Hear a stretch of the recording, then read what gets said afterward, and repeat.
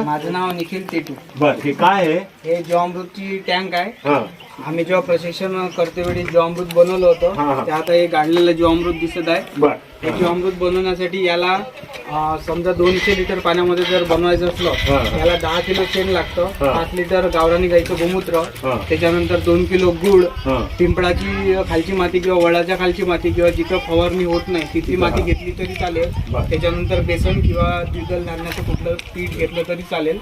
ते आज बनवायचं म्हटलं तर सावली मध्ये बनवायचं असतं. सावलीमध्ये बनवायचं, सकाळी आणि संध्याकाळी दिवसातून एकदा हलवायचं त्याला, सकाळी किंवा संध्याकाळी. आणि ते 6-7 दिवसानंतर त्याचा जो वास आहे तो असा दर्प वास येतो.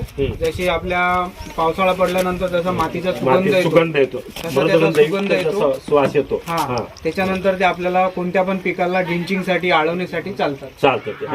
जीवामृतामुळे सर्वात जास्त आकार, फळांचा आकार मोठा होतो.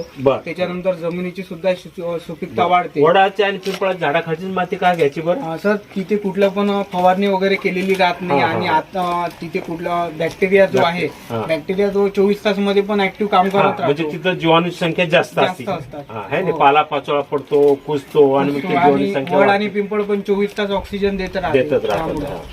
Good, very nice.